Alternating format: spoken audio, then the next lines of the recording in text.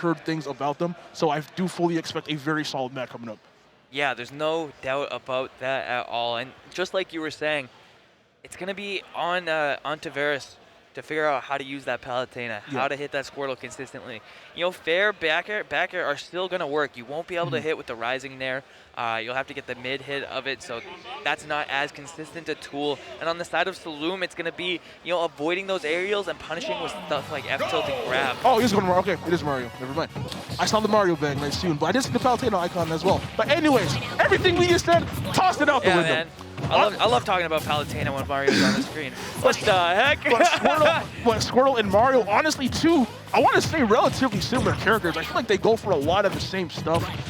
Mario's damage output and kill power obviously a little bit better, but I really feel like these characters are looking for a lot of the same stuff, a lot of up air combos, looking for a decent amount of grabs too. So I'm fully expect this to be a really close match if he does stick with the Squirtle, but does switch that Ivysaur. Yeah, the nice thing about this match is when you think about Mario as compared to Palu, Mario's got a lot more scrapping power with that Squirtle. He's able to box a lot more with Squirtle just because his grounded normals are better, and because his aerials are safer, and you can do two of the back air on the way down.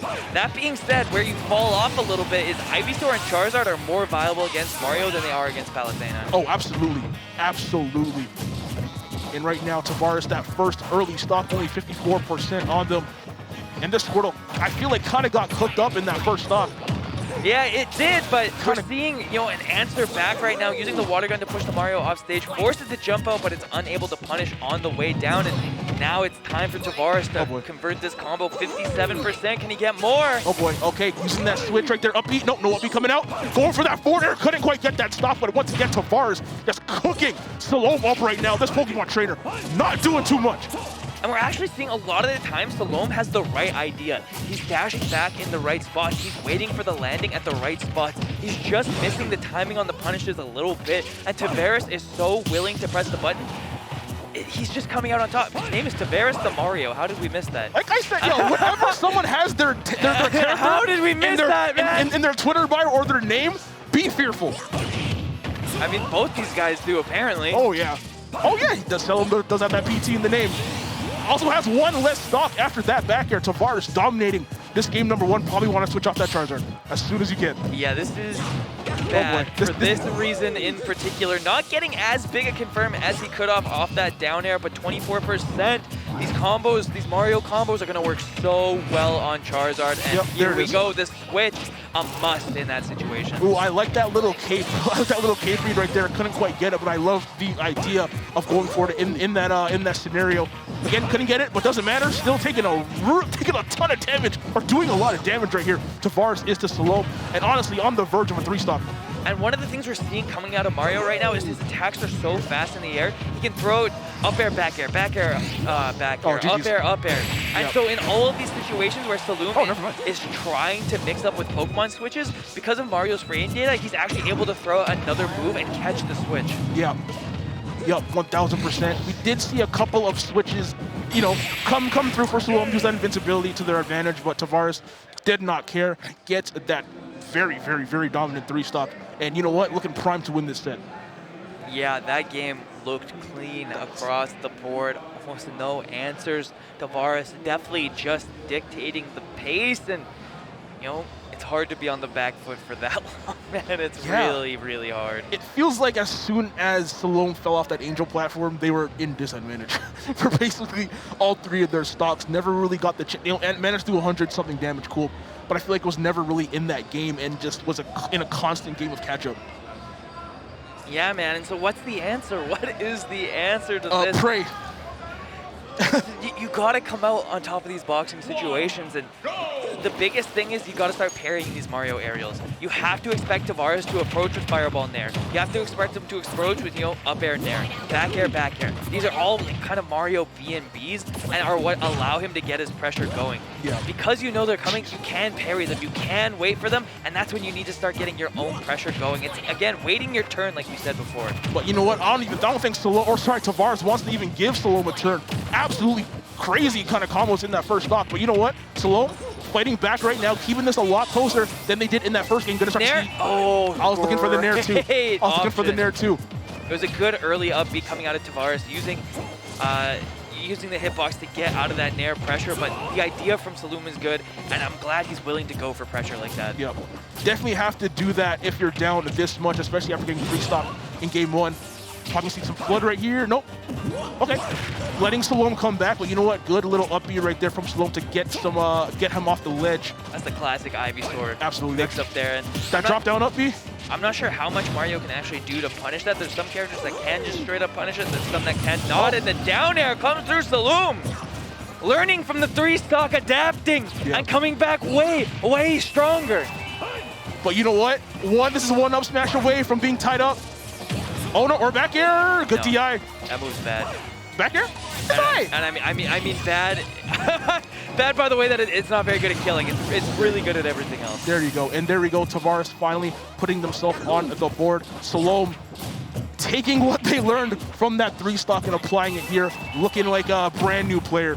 Yeah, great up B out of shield coming out of Tavares, and again, stealing his turn back from Saloum, who was trying to put pressure on his shield. The Squirtle worked last stock, but he needs more than these single hits. He needs a grab. He needs an F-tilt to get something going so that he can confidently switch to that Ivysaur. And now Tavares is trying to put an exclamation point on this stock and a read on that air dodge.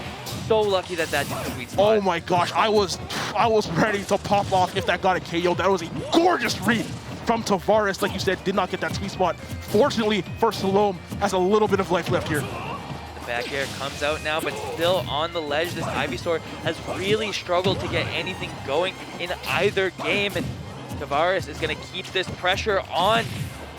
Finally, Saloum gets himself a semblance of control. It's double back air, but it's not enough to get him out of this corner. He's still trapped. And yeah, other than really getting one down air, this Ivysaur really has not been doing much. I fully expect a Charizard switch really soon, even just to get a little... Okay, maybe not.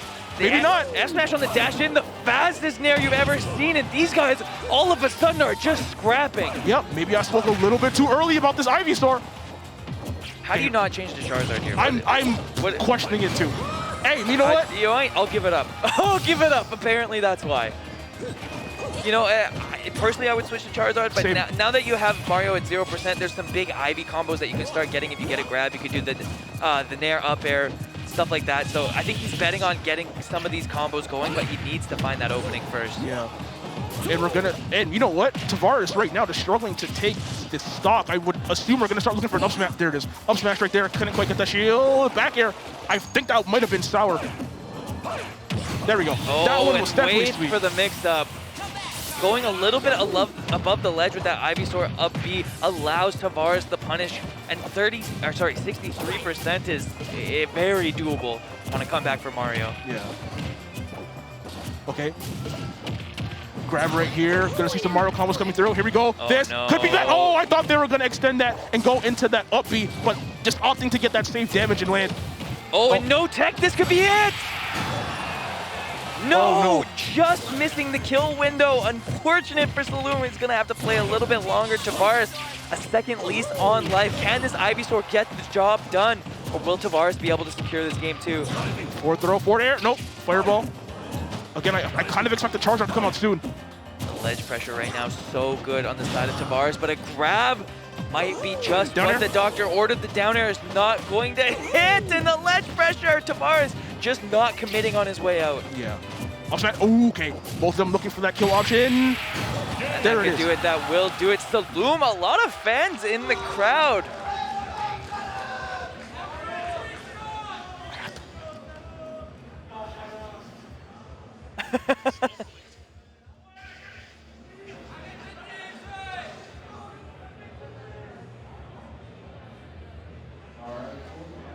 All right, and now 1-1, the first game 3 that I think we've seen today.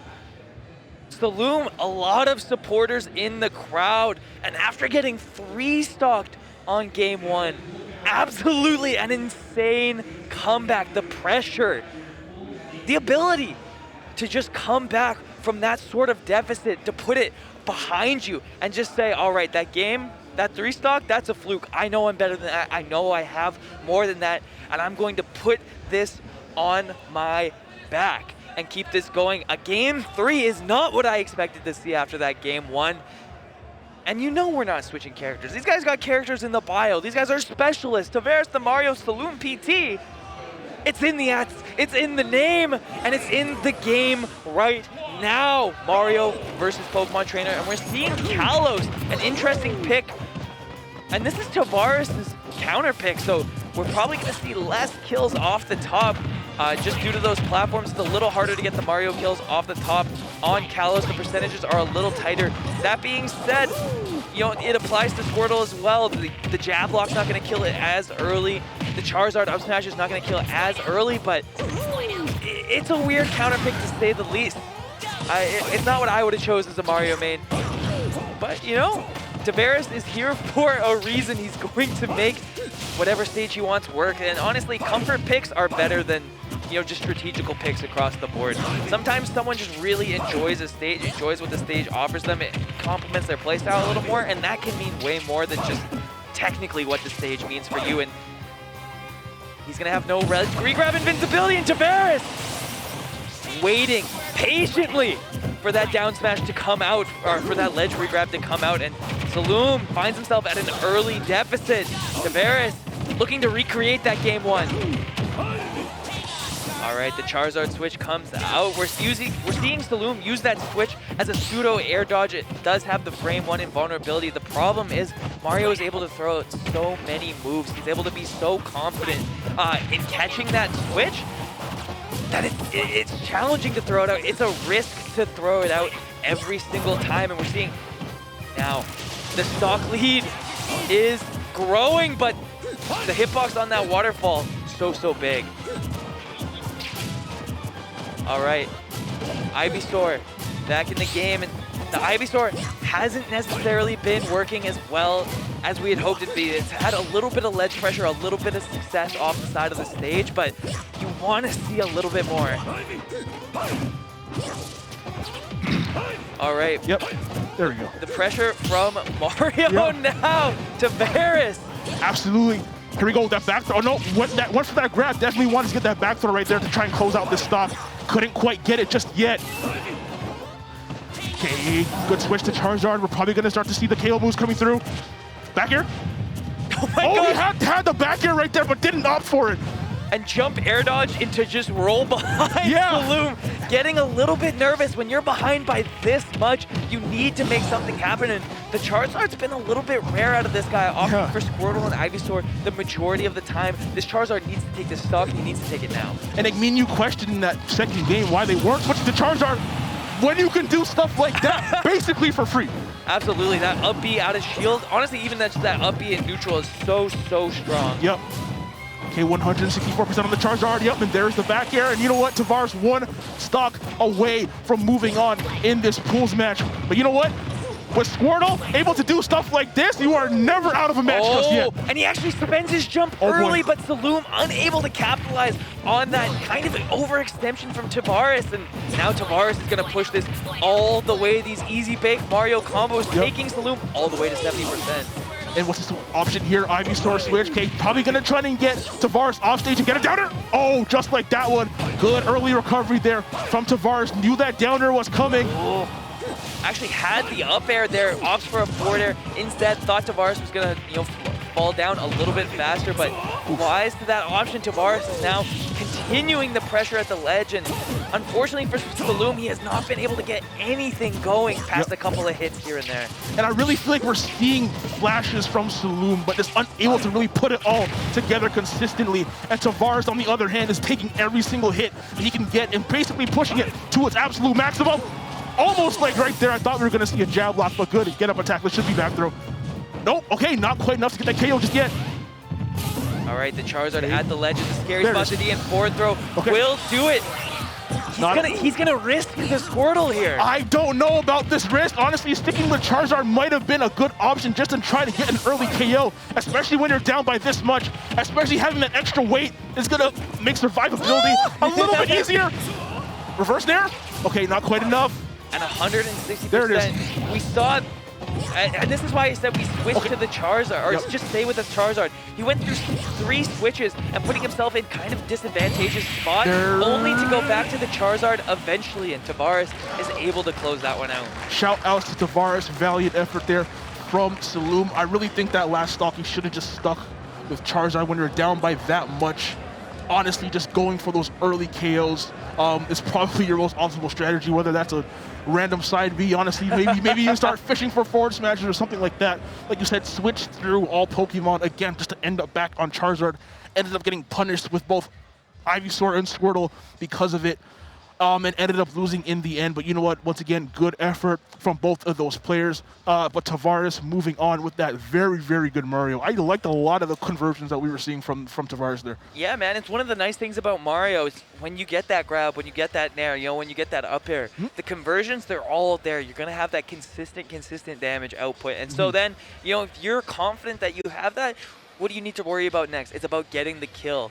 And Tavares seemed confident with his back airs,